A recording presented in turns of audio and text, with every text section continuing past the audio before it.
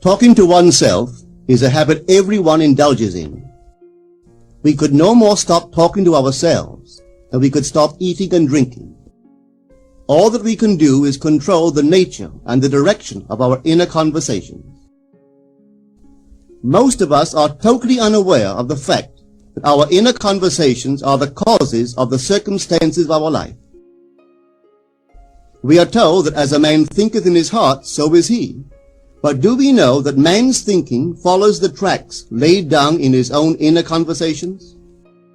To turn the tracks to which he is tied in the direction in which he wants to go, he must put off his former conversation, which is called in the Bible the old man, and be renewed in the spirit of his mind. Speech is the image of mind. Therefore, to change his mind, he must first change his speech. By speech is meant those mental conversations we carry on with ourselves. The world is a magic circle of infinite possible mental transformations, for there are an infinite number of possible mental conversations. When man discovers the creative power of inner talking, he will realize his function and his mission in life. Then he can act to a purpose. Without such knowledge, he acts unconsciously. Everything is a manifestation of the mental conversations which go on in us without our being aware of them. But as civilized beings, we must become aware of them and act with a purpose. A man's mental conversations attracts his life. As long as there is no change in his inner talking, the personal history of the man remains the same. To attempt to change the world before we change our inner talking is the struggle against the very nature of things. Man can go round and round in the same circle of disappointments and misfortunes, not seeing them as caused by his own negative inner talking, but as caused by others. This may seem far-fetched, but it is a matter which lends itself to research and experiment. The formula the chemist illustrates is not more certainly provable than the formula of this science by which words are clothed in objective reality. One day a girl told me of her difficulties in working with her employer. She was convinced that he unjustly criticized and rejected her very best effort. Upon hearing her story, I explained that if she thought him unfair, it was a sure sign that she herself was in need of a new conversation piece. There was no doubt but that she was mentally arguing with her employer, for others only echo that which we whisper to them in secret. She confessed that she argued with him mentally all day long. When she realized what she had been doing, she agreed to change her inner conversations with her employer. She imagined that he had congratulated her on her fine work, and that she, in turn, had thanked him for his praise and kindness. To her great delight, she soon discovered that her own attitude was the cause of all that befell her. The behavior of her employer reversed itself. It echoed, as it had always done, her mental conversations with him. I rarely see a person alone without wondering to what conversation piece is he tied. On what mysterious track is he walking? We must begin to take life consciously, for the solution of all problems lies just in this. The second man, the Lord from heaven in all of us, is trying to become self-conscious in the body, that he may be about his Father's business. What are his labors? To imitate his Father, to become master of the Word, master of his inner talking, that he may mold this world of ours into a likeness with the kingdom of love. The prophet said, "Be ye imitators of God as dear children." How would I imitate God? Well, we are told that God calls things that are not seen as though they were seen, and the unseen become seen. This is the way the girl called forth praise and kindness from her employer. She carried on an imaginary conversation with her employer from the premise that he had praised her work, and he did. Our inner conversations represent in various ways the world we live in.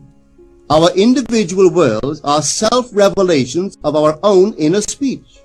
We are told that every idle word that men shall speak, they shall give account thereof.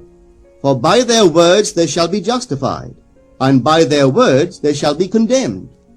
We abandon ourselves to negative inner talking, yet expect to retain command of life. Our present mental conversations do not recede into the past as man believes. They advance into the future to confront us as wasted or invested words. My word, said the prophet, shall not return unto me void, but it shall accomplish that which I please, and it shall prosper in all the things whereto I sent it. How would I send my word to help a friend? I would imagine that I am hearing his voice, that he is physically present, that my hand is on him. I would then congratulate him on his good fortune, tell him that I have never seen him look better. I would listen as though I heard him. I would imagine that he is telling me he has never felt better, he has never been happier. And I would know that in this loving, knowing communion with another, a communion populous with loving thoughts and feelings, that my word was sent, and it shall not return unto me void, but it shall prosper in the thing whereto I sent it. Now is the accepted time. Now is the day of salvation. It is only what is done now that counts, even though its effects may not be visible until tomorrow. We call not aloud, but by an inner effort of intense attention. To listen attentively, as though you heard, is to create. The events and relationships of life are your word made visible. Most of us rob others of their willingness and their ability to be kind and generous by our fixed attitudes towards them. Our attitudes unfold within us in the form of mental conversations. Inner talking from premises of fulfilled desire is the way to consciously create circumstances. Our inner conversations are perpetually outpictured all around us in happenings. Therefore, what we desire to see and hear without, we must see and hear within, for the whole manifested world goes to show us what use we have made of the word. If you practice this art of controlled inner speaking, you too will know what a thrill it is to be able to say, and now I have told you before it come to pass, that when it is come to pass, ye might believe. You will be able to consciously use your imagination to transform and channel the immense creative energies of your inner speech from the mental, emotional level to the physical level. And I do not know what limits, if any, there are to such a process. What is your aim? Does your inner talking match it? It must, you know, if you would realize your aim, for as the prophet asked, can two walk together except they be agreed? And of course the answer is no, they cannot. The two who must agree are your inner conversation and the state desired. That is, what you desire to see and hear without, you must see and hear within. Every stage of man's progress is made by the conscious exercise of his imagination, matching his inner speech to his fulfilled desire. As we control our inner talking, matching it to our fulfilled desires, we can lay aside all other processes. Then we simply act by clear imagination and intention. We imagine the wish fulfilled and carry on mental conversations from that premise. The right inner speech is the speech that would be yours were you to realize your ideal.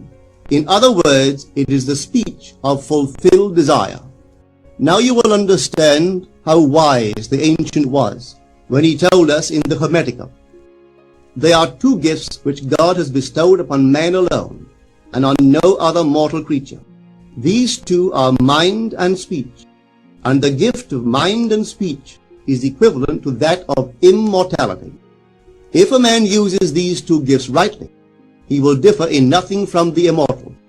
And when he quits his body, mind and speech will be his guide, and by them he will be brought into the troop of the God and the souls that have attained to bliss. With the gift of mind and speech, you create the conditions and circumstances of life. In the beginning was the Word, and the Word was with God, and the Word was God. The Word, said Hermes, is Son, and mind is Father of the Word. They are not separate one from the other, for life is the union of word and mind. You and your inner talking or word are one. If your mind is one with your inner conversation, then to be transformed in mind is to be transformed in conversation. It was a flash of the deepest insight that taught Paul to write, "Put off the former conversation, the old man, which is corrupt, and be renewed in the spirit of your mind. Put on the new man." Put on the new man and be renewed in the spirit of your mind is to change your inner conversation, for speech and mind are one. A change of speech is a change of mind. The prophet Samuel said, "The Lord spake by me, and his word was in my tongue." If the Lord's word was in the prophet's tongue, then the Lord's mouth that uttered the word must be the prophet's mind. For inner conversations originate in the mind and produce little tiny speech movements in the tongue. The prophet is telling us that the mouth of God is the mind of man, that our inner conversations are the word of God, creating life about us as we create it within ourselves. In the Bible you are told that the word is very near to you, in your mouth and in your heart, that you may do it. See, I have set before you this day life and good, death and evil, blessings and cursings. Choose life. The conditions and circumstances of life are not created by some power external to yourself. They are the conditions which result from the exercise of your freedom of choice, your freedom to choose the ideas to which you will respond. Now is the accepted time. This is the day of salvation. Whatsoever things are of good report, think on these things. For your future will be formed by the word of God, which is your present inner talking. You create your future by your inner conversation. The worlds were framed by the word of God, that is, your inner talking. See yonder fields? The sesamum was sesame, the corn was corn, the silence and the darkness knew. So is a man's fate born. For ends run true to origin. If you would reap success, you must plant success.